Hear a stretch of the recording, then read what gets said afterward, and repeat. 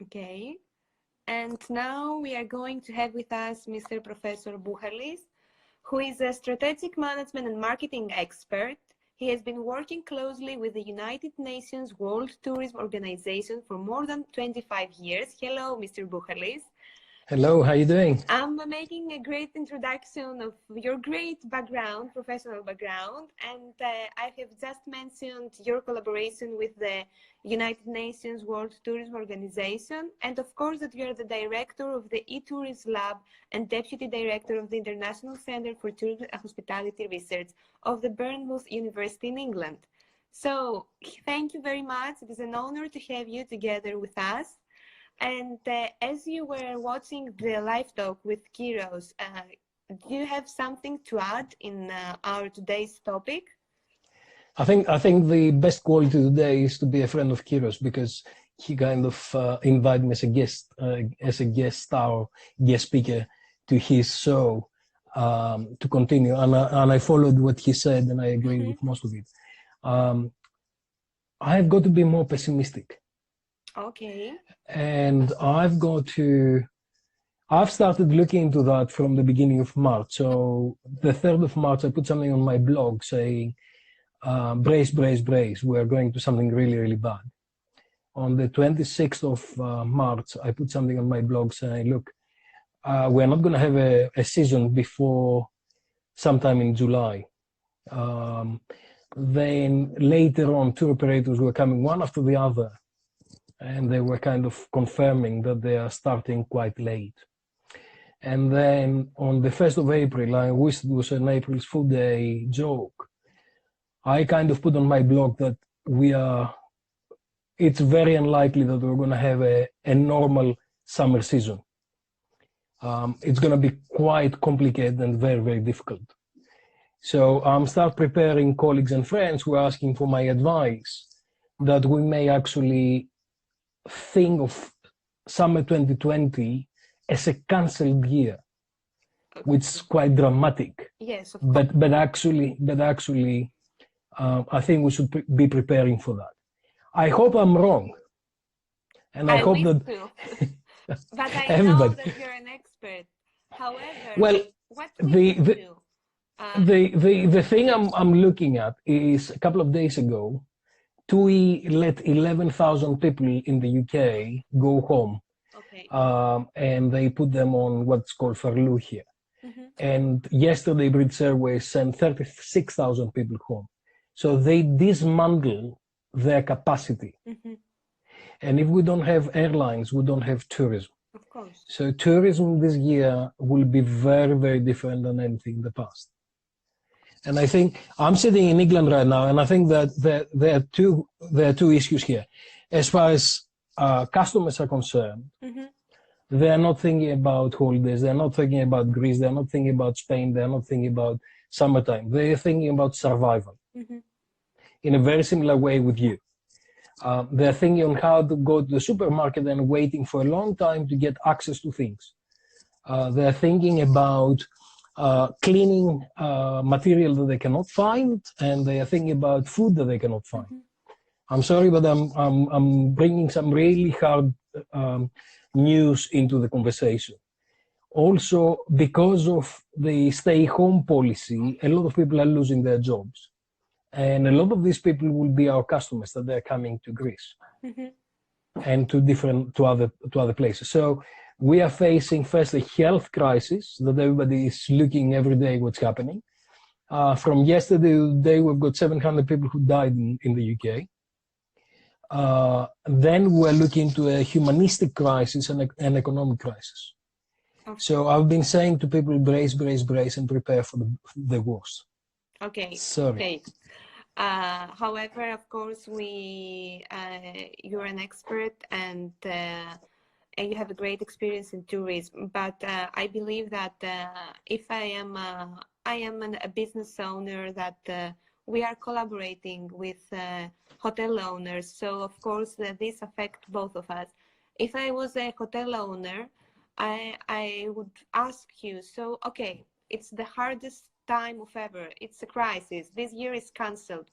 However, there is a scenario, a conservative one, that maybe we have 1 month to operate. What can we do until then? As Kyros said, we have to stay positive, right? We have to stay focused on how we can do greater our days in our businesses. We are talking about marketing now. So in terms of marketing and the strategy that a hotel company should follow is, what's your opinion? Should we stay? Okay. And I think first of all we need to do strategy for the time being. Strategy means survival. Survival means looking after our costs to begin with. Okay. So from a strategic management point of view, the first thing that any business will need to look at is liquidity. And liquidity means we need to look into our debt, and we need to look into who do we owe money to, and how can we go back to banks and talk to them and say, look, the situation is the situation, and nobody's in a better situation. So can we rearrange loans? Can we rearrange debt? That's the first thing. Second thing is to look after our staff, because our staff are in a really, really difficult situation as well. So we really need to go back to our employees and say, what can we do to make sure that you do not face such a bad year as we face? Yeah. So I work with humanity first. Okay, so the first thing is liquidity. The second thing is staff. The third thing is the customers. There's no point of telling the customers, can you please change your dates, because I really want to take your money right now. No. We should really go back to our customers and say, look, we suffer in all of that together. I really like your hashtag, we are together. And saying, we will be here, you'll come back to us as soon as we can. Now, this is the immediate thing until we start looking into what's happening. I think Kyros was talking about understanding the timetable and what's happening, both in the country. So when is our peak going to happen, which nobody knows, and when is the peak in our source markets are going to happen. So when is the peak in the UK? There are people who are talking about in the UK that the peak will be in June. If the peak is in June, that means in July, we're still going to be locked in. There's still no planes. I look into Germany right now and has got 92,000 cases. Doesn't have as many deaths, but has got huge number of cases. I see all of our markets that they're going through different stages of the virus. I see Sweden taking no measures. Yes, I understand your point, and I'm wondering, for example, Israel is a country that is at the same phase as Greece. It has approximately the same cases as Greece. So in a positive scenario, if Greece is with 0 cases during June, maybe we will be out until the end of July, for example. If it's the same case with Israel, is this a scenario of having guests from countries that maybe are being in a more positive scenario and have 0 cases until the end of July? I hope so, but I was watching Mr. Tiopas and Mr. Hardalias the other day, and they were talking about specifically for the islands. And the health structures that we've got on the islands. And you've seen what happened in Ikaria, you've seen what happened in different places. This is quite difficult to predict. So I think governments will be quite reluctant to open up very quickly before they can make sure that there are no second wave and third wave and come back to, especially to places, because tourism is normally happening in peripheral areas and regional areas where health structures are not very strong. Yes. So imagine in Kos Island or in Corfu, a situation where it's getting out of control. That's why I'm not very optimistic. And I know a lot of people are desperate to hear good news. And I wish I was in a position to actually offer good news. But given what's happening right now, I think from a marketing point of view, from a strategy point of view, we really need to control costs. And we really need to work with our partners and our staff and everybody else. As far as customers are concerned, we really need to go back to the customer and say, look, we are suffering with you, especially colleagues and friends and family in Spain and in Italy. We really we commiserate with them. What has happened, I can see 15,000 people dead in Italy, 12,000 in Spain. That's huge catastrophe. In the UK, we expect the chief medical officer went to the parliament and said, if we have 20,000 dead, it's quite acceptable. I think we'll expect between 20 and 50,000 dead. So the first thing, it's a humanitarian kind of catastrophe. The second thing is, what do we do? I think we really need to brace, looking to reduce our costs on every single possibility. And the second thing is to communicate we are in all of this together. We'll be waiting here and start preparing for the next day. We really need to create marketing strategies that include distribution, that include targeting, that we are much more professional. I think this crisis will have structural changes. A lot of things will change in the tourism industry worldwide. And I think we need to learn how we need to be much more professional in the future. We have some questions, some comments. So the first one is, to which extent has European Union actually reacted as a union regarding this challenge? To which extent do you feel there may be some turbulence during all this? I think I'm not an expert on this, but I think politically there's a huge discussion right now on who has helped whom and who has kept their resources to themselves. I think every government is under immense pressure to look after its own people, and I think we have found a lot of behavior that is not operating as a union, but rather, trying to protect your own. It's quite understandable, but I think there's a huge issue on that. And the second thing that comes after that is the economics of that. Who is going to support whom? And I hear a lot of colleagues from tourism talking about financial support from the tourism sector to come forward. I hear a lot of airlines asking for a lot of money to staying flying. But I also hear a lot of the health system trying to kind of get money and resources to be able to save lives. And I know what the governments will do. Okay, and thank you for answering this. Which is your opinion about next summer tourist season? It will be quite good or not? I think it's too early to say. I think the people are waiting for a second and a third wave of the virus. Hope it's not going to happen. I hope that the vaccine is going to be here before.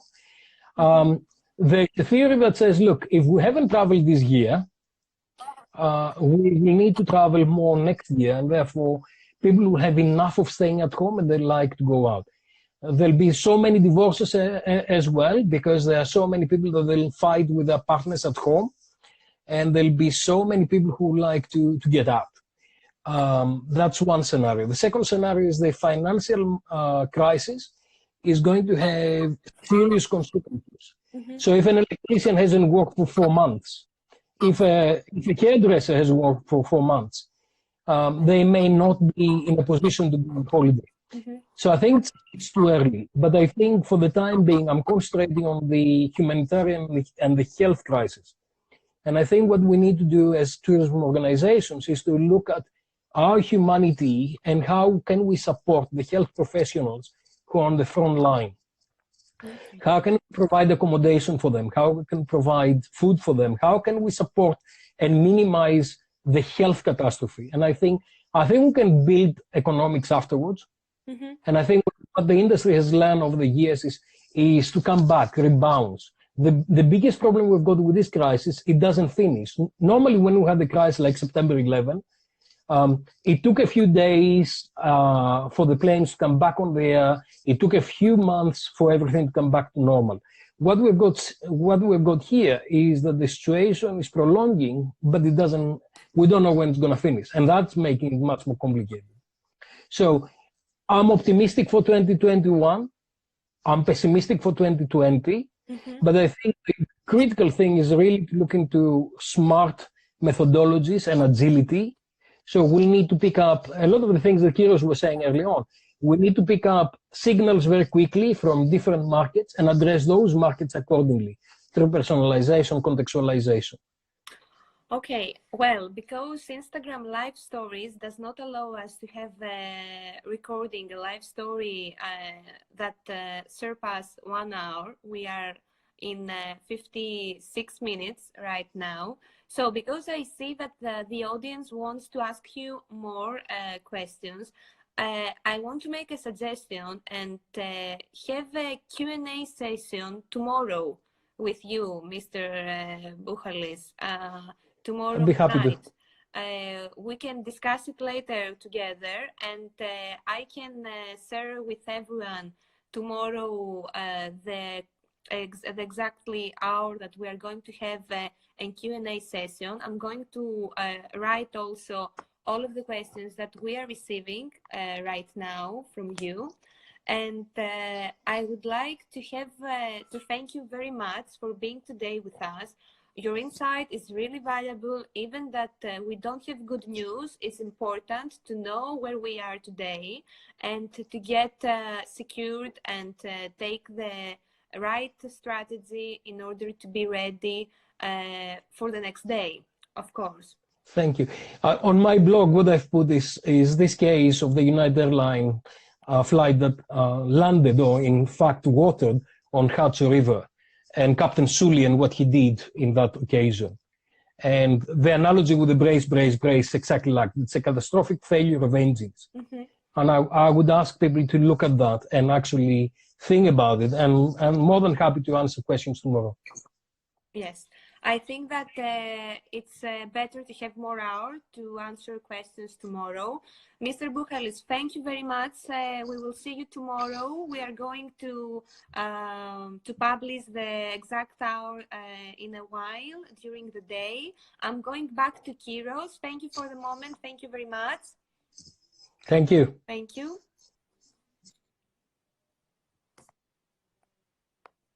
So, Kyros, where are you? I'm searching for you. Here you are. So I see most of you have many questions regarding the next day, what we are doing now. So we're going to have a Q&A tomorrow. Now Kyros will be back with us.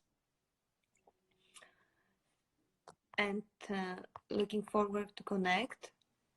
If you want, guys, please send us a direct message in our inbox, and in order to collect all the questions and have tomorrow Mr. Buhalis evening hours to discuss with us and answer all the questions that we may have.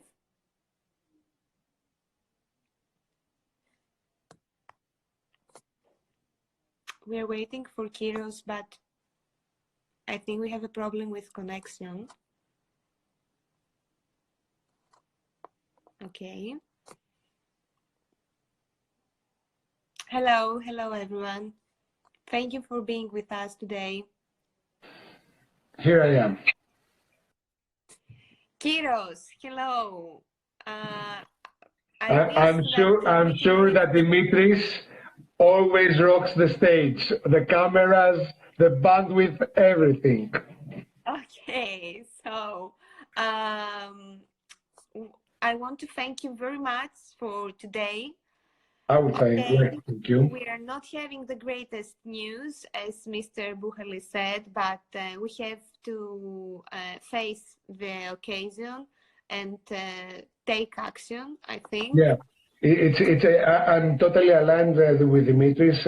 Actually, what I believe is that, and Dimitris said, to have our antennas really on the alert mode and get the signals and react accordingly. That's my main point. And of course, trust the professionals. Yes. So, Kyros, I want to say to everyone that you are available to reach you via LinkedIn. Nea Mesa has also presence in Instagram.